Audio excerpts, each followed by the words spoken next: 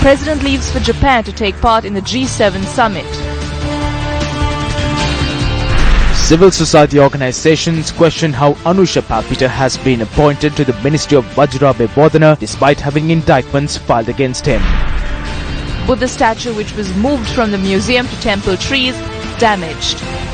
Investigation report into the incident where Eastern Province Chief Minister reprimands naval officer handed over to the Defence Secretary. We're coming to you live and direct from the Newsfirst studios here in Colombo. A very good evening. I'm Mahina Bongzo. Good evening, I'm Shayan Jurampal. Let's take a look at your top stories this evening.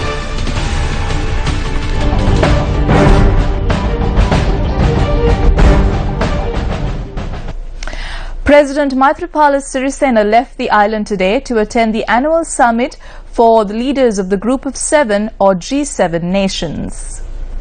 The delegation inclusive of the President left the island from the Bandaranaike International Airport this afternoon in an economy class flight. President Maithripala Sirisena was officially invited to attend the summit by chair of G7, Japanese Prime Minister Shinzo Abe. This is also the first time a Sri Lankan president was invited for a concurrent conference of the G7 summit. The summit will be held tomorrow and the day after in Ise-shima, Japan.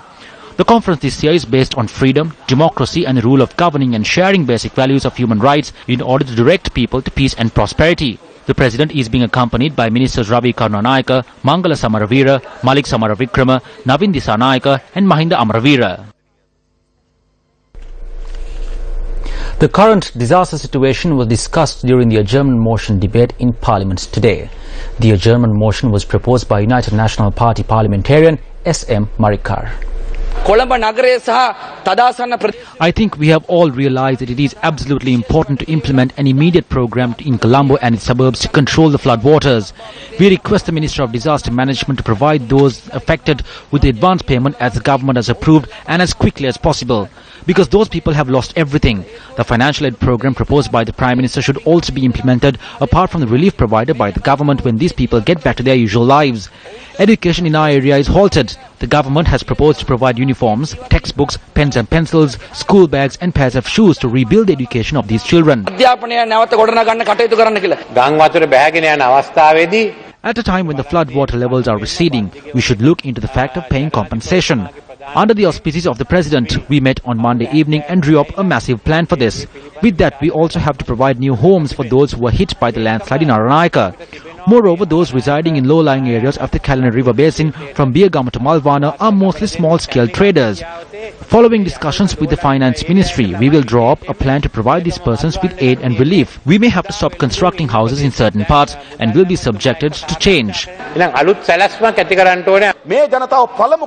Step 1 should be to restore the lives of these people back to normalcy. Step number 2 should be a program to restore homes of these people. Provide the 10,000 rupee concession as step 1. Provide this 10,000 for them to purchase the cooking equipment, a mat or pillow. However, this 10,000 will not provide a solution to this issue. Therefore, an immediate plan is needed to recommence the lifestyles of these people.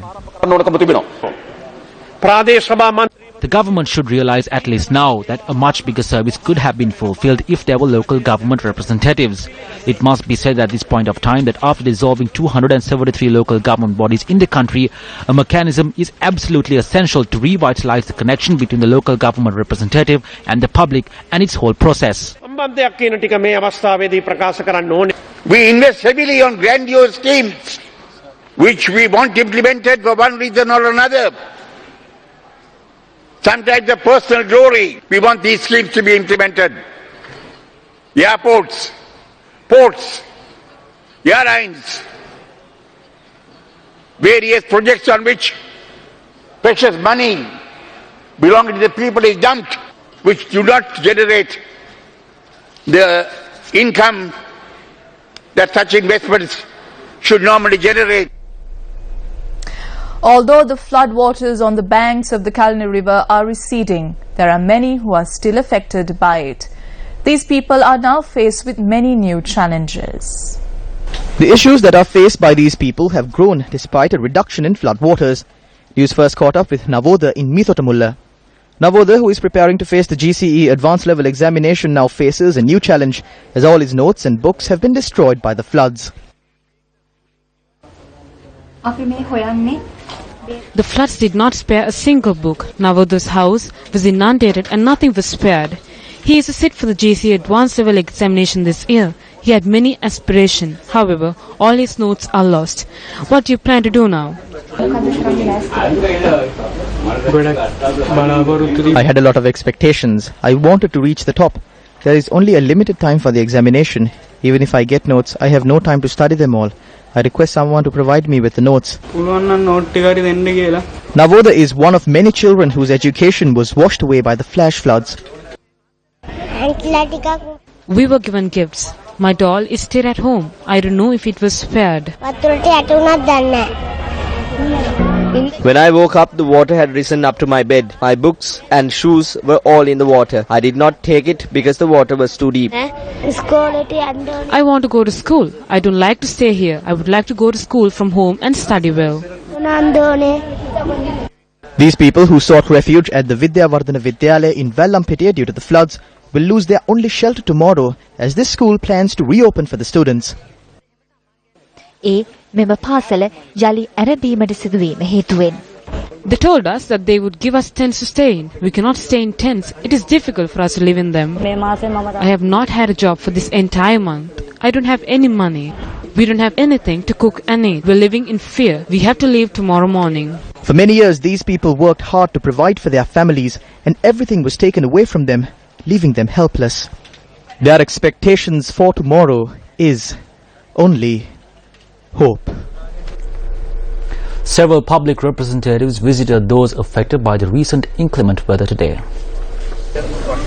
Minister Sajid Premadasa visited the people affected by floods in Dompe, Lower Mampitigama and Malvana today. The main motive of this visit was to provide solutions for people affected by the floods. The public also has a duty to make sure these situations will not arise again. This is the truth. It might be hard to digest, but we have to mention the truth in front of these people affected. This is called direct politics. Minister Mahinda Amarvira toured the Dadugama area where the Attanagalu oil falls to the sea. The aim of this tour was to examine the construction work to widen the estuary. Former ministers, MPs and high-ranking military officers accompanied the minister on the visit. Provincial councils and local government minister Mustafa joined a discussion at the divisional secretariat office after examining the Arunaka area where the landslides were experienced during the past few days. The American delegation, including the US ambassador to Sri Lanka, Atul Keshap, and the disaster risk reduction consultant in the region of South Asia, Professor Michael J. Ernst, were present at the discussions. Later, the minister and the American delegation visited Sedavata in the Kolonava Divisional Secretariat Division, Velevata and Salavata, where dependent people affected by the floods were occupied. The case filed against the former Director General of the Telecommunications Regulatory Commission, Anusha Palpitiya, for misappropriating funds for the distribution of silk cloth was taken up before the Colombo High Court today. When the case was taken up before Colombo High Court Judge Nisanka Bandula Karunaratna, the first witness provided evidence. It was announced that a large quantity of white cloth was purchased from a shop owned by the witness, who is a clothing trader. The case was postponed to the 13th of June.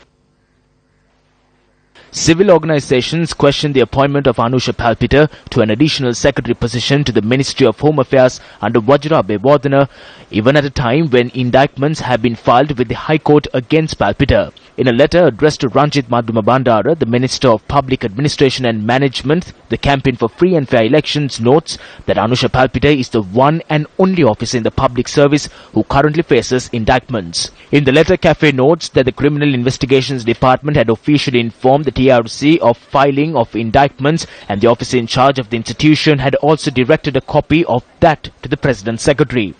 CAFE goes on to note that the letter had not been directed to Palpitiya's employer, the Ministry of Home Affairs, even as of 10:45 this morning. CAFE adds that due to this flaw, Anusha Palpitiya has been given an appointment as an additional secretary and this is a conspiracy of those who are protecting the corrupt.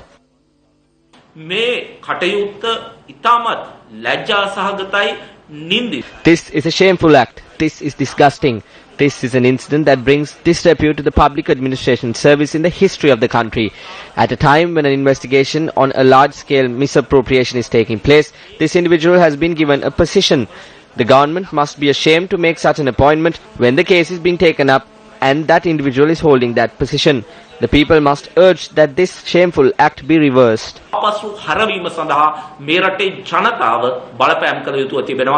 අනුෂ පැල්පිටට අතිරේක ලේකම් තනතුරක් දීම The civil society will not condone the appointment of Anusha Palpitiya to an additional secretary position. This appointment needs to be cancelled and they must be returned to their initial positions. Secondly, Anusha Palpitiya, who is a suspect in a serious misappropriation of public funds, must be subject to the establishment code. We make this request from the Presidential Secretary, the President and the Prime Minister. ලේකම්ගෙන් ඉල්ලනවා ජනාධිපතිවරයාගෙන් ඉල්ලනවා අගමැතිවරයාගෙන් ඉල්ලනවා මේක නෙවෙයි අපි This is not the change that we requested. This is not good governance. Therefore, we request the President and the Prime Minister to send the FCID behind those persons. If you inform the FCID of those who are skimming from within the government, the people will understand that this is good governance. පාලනය කරනවා කියන එක මිනිස්සු දැනගන්නේ. දූෂිතයින්ට සලකන්නේ මෙහෙමද කියන ප්‍රශ්නයක්. There is a question as to whether this is the manner in which the corrupt are treated.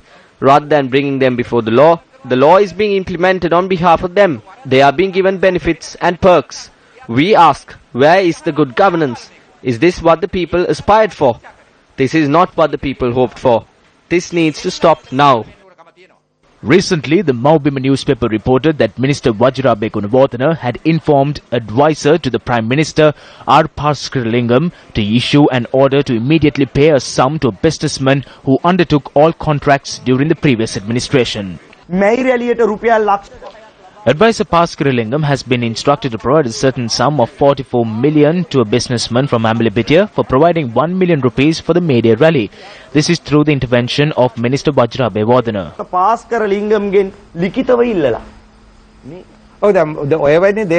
If such incidents have taken place, investigations will be conducted. This airs live on this channel. There will be public dialogue and the people will start to discuss this. If a minister of this government or any other politician had committed a wrong, we are bound to penalize them. We as MPs and Deputy Minister request the Prime Minister to punish those who commit wrong. This will be enforced. Persons from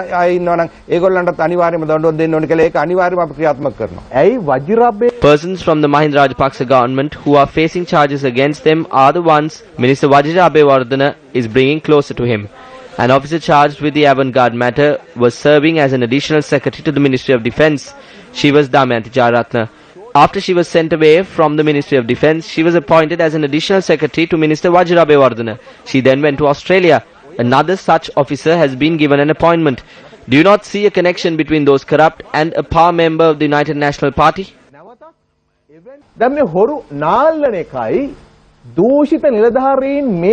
වජිරබේ වර්ධන වගේ එක්සත් ජාතික පක්ෂයේ ප්‍රබල නායකයෙක් ළඟට ගැනීම අතර සම්බන්ධයක් කොට පේන්නේ නැද්ද?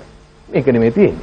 පුවත්පත් නිවේදනය ප්‍රතික්ෂේප නොකරා නම් ඒකෙන් තහ දැන් දවස් If the notice was not rejected, there will be 7 to 8 days. If that is not done, that means there is truth in this. Why wasn't payment made to the old contractor? It was not paid because there was an opinion that contracts in the past were not legal. Are the investigations over? Is there confirmation from Vajrabe Wadana? If not, why was a written request made to make the payment? Does this suit a minister? නැත්නම් ඇයි මේ මුදල් ගෙවන්න කියලා ලිඛිත ඉල්ලීමක් කරේ? මේක ඇමතිවරයෙකුට ගැළපෙන එකක්ද? An ancient Buddha statue said to have been taken from the National Museum to temple trees has been damaged. Director of the National Museum, Sanuja Kastyararchi, stated that the Buddha statue has been returned to the museum for conservation. Priceless bronze Buddha statue belonging to the Anuradhapur era and dating back to the 9th century AD had been taken to the temple trees from the National Museum are under protection. The museum director confirmed that all security protocols were followed. However, it has been reported that the statue had fallen and had broken while the pedestal it was on was being cleaned, causing damage to the statue. The museum director noted that the statue was returned immediately to the National Museum and conservation work has commenced. A report on the damage caused has also been compiled. It was taken away by force by the administration. This Buddhist statue was taken to the temple trees. A museum officer would know how to protect it. The problem is that it was someone else who dropped the statue, but it was brought back to the museum right away. And later I think they had closed the museum and tried to fix it. They have panicked over what happened. There is a belief that you are not supposed to take away anything belonging to the museum. If that's the case, anyone can take these statues anywhere. The statue was taken disregarding the objections from the museum director, who was also threatened. The damaged area has been restored by merely pasting the pieces that had broken. It has been returned to the museum. This incident happened on Vesak Poya Day. There is no inquiry into the incident and there is no culprit, but a museum masterpiece has been lost to the nation. Incidentally, museum officials have taken measures to seal this section of the museum housing the statue. The museum director permits for the artifact to be removed from the museum depending on the approval to do so from the minister. This matter should be taken into serious consideration. We must demand the President and the Prime Minister to conduct an extensive inquiry into the incident, and legal action should be taken against those who are found responsible. These are state property that are considered a world heritage. Action should be taken in order to protect such masterpieces. The Sri Lanka Navy has commenced a probe into the incident where the Chief Minister of the Eastern Province, Nazir Ahmed, rebuked a naval officer. Navy spokesperson Captain Akram Alavi said that the incident was probed independently and a report was handed over to the Secretary of Defence by the Navy commander. Just get out.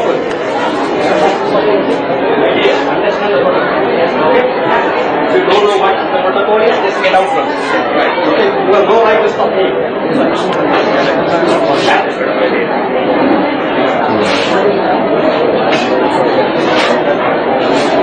Who the hell are you to stop me?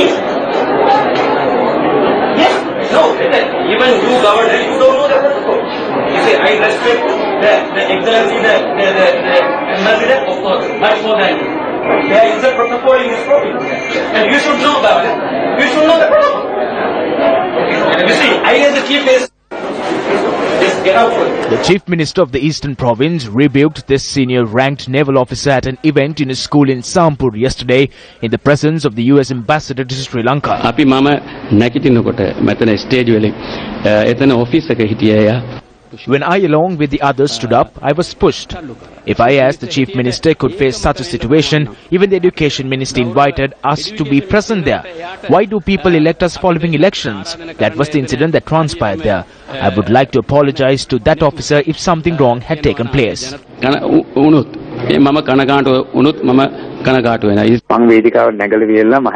After I got onto the stage, I asked the Chief Minister to step onto the stage. He then got onto the stage. It was then that the Chief Minister spoke to the naval officer aggressively. That was the incident that transpired at that moment. I heard the Chief Minister reprimanding the naval officer. However, I did not hear what the naval officer said. During the resettlement process of Sampur, this officer had helped us enormously to undertake this process. It is why I am saddened over the fact that this individual had to encounter such a situation. The Chief Minister of East has become a ruffian and reprimanded the naval officer. Did he obtain an invitation by force? When people are being selected, rogues are never invited. The media has mentioned at times that the FCID must take him. They must ask from where he got money. It was from Ashraf. Therefore, such behavior in the presence of the US Ambassador must be looked into, and we request that the government take legal action against the Chief Minister. The manner in which he acted is not acceptable. If such untruly behavior had taken place, it should be looked into.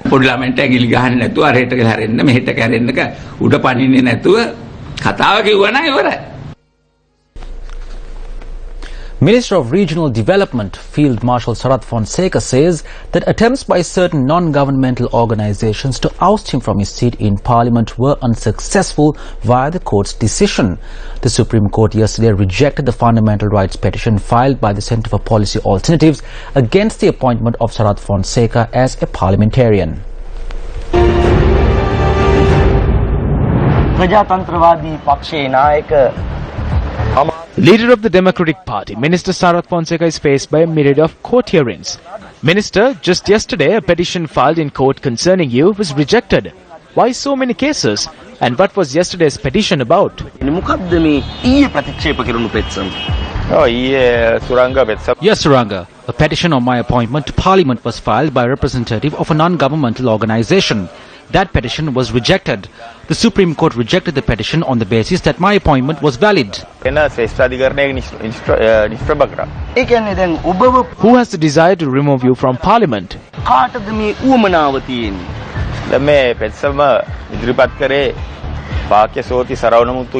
A gentleman called Pakesoti Saravanamuttu filed this petition. He is a representative of an NGO. They sustain themselves through these NGOs from which they get foreign aid. So to get this aid, they need to do certain things. I believe they did this to achieve their objective even at a disadvantage to me.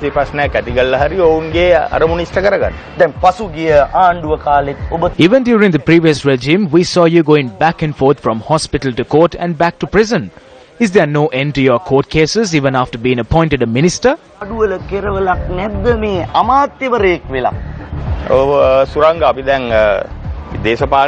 We are engaged in politics to render a service to the country. We are carrying on this movement to fight against those who are causing harm to the country. They too have institutional strength. There are different types of them, Rajapaksa loyalists and those who indirectly support them. So such persons are working against us, which is why we will have to face opposition posed by such people until we reach our political objectives.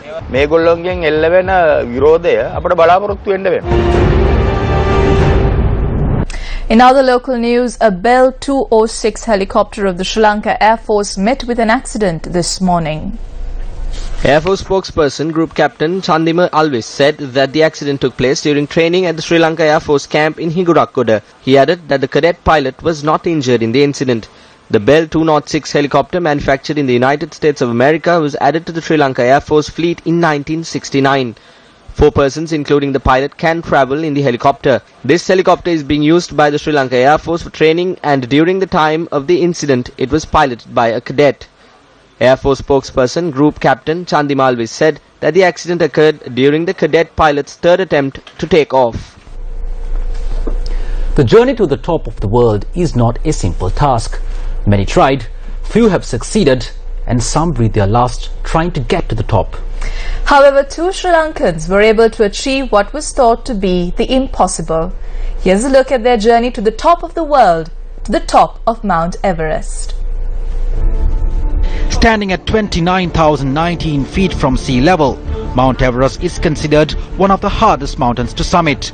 It attracts many climbers, some of them highly experienced mountaineers. However, only a handful have completed the journey. Since temperatures are low, snow is well frozen in certain areas, and death or injury by slipping and falling can occur.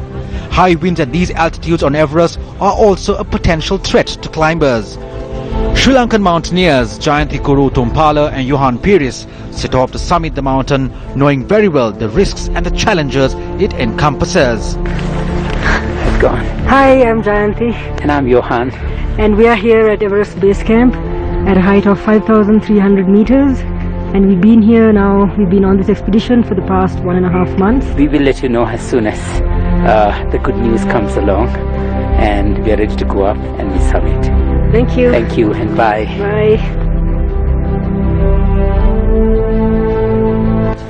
Months of vigorous mental and physical training paid off for the duo on the early hours of the 21st of this month, when Jayanti Kuru Tumpala became the first Sri Lankan to summit the highest point of planet Earth.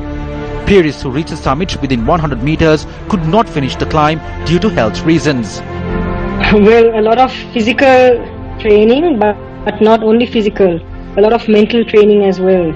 It's a lot of positive thinking that's really needed. And I would also say it really helps to have a spiritual side to you as well, whatever religion you practice, because out there your life is in the hands of the weather, it's just there's so much that can happen and so much that can go wrong. During this year's spring season, the first climbing season for 2 years on Everest after the Nepal earthquake, the altitude sickness has claimed 3 climbers in 3 days after they reached the summit. An Indian climber died on Sunday after reaching the summit a day before, as Sherpa guides were helping him descend. you know, you're hanging on ropes. Your life is on ropes at that moment. And there were times that we would have made slips. I made slips. I made a slip and I was hanging on a rope. And you know, there are lots of other things. I saw somebody actually fall off completely right next to me and go right down. So those are the challenges that you have to go with it, and I think there's some mental traumas also that you go through. Utumpala is among the less than 500 women who successfully summited the Everest. I just think that as a woman, it just goes to show that women can do anything if they put their mind to it and if given a chance.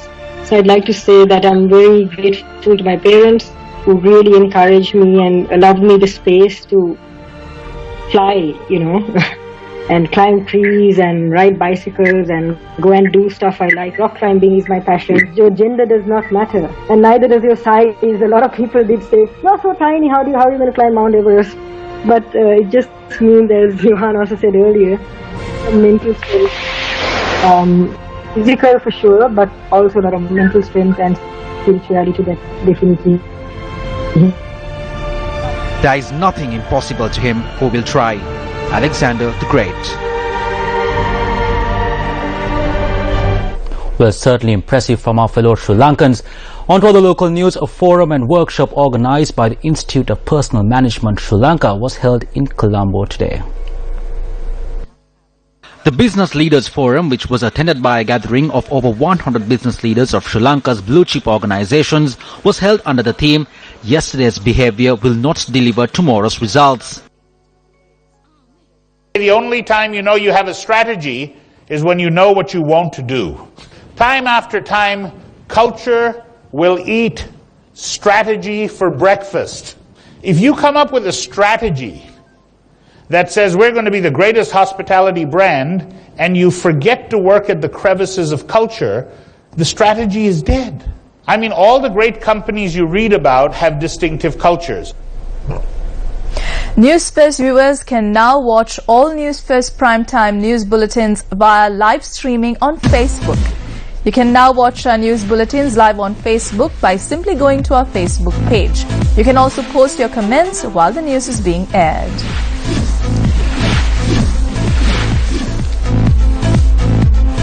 On to sports news, the International Optimist Dinghy Association Asian and Oceanian Championship 2016 will take place in the coast of Trincomalee from the 29th of May to the 4th of June. The championship is being sponsored by Sports First. Organized by the Yachting Association of Sri Lanka, the championship will see around 120 competitors under the age of 15 from 16 countries battle against each other. At present, the competitors are seen practicing on the Trincomalee coast. Today, the Sri Lankan team and several international teams were seen engaged in practices. International level optimist competitors will also attend the championships. This championship is only for children below the age of 16, that is up to the age of 15, and we believe that this championship will have some effect on the sailing improvement of our children. Well, thank you very much for joining Primetime News Bulletin and staying with us here for half an hour. I'm Mahina Bongzel. And I'm Shine Jarampati. Good night and take care.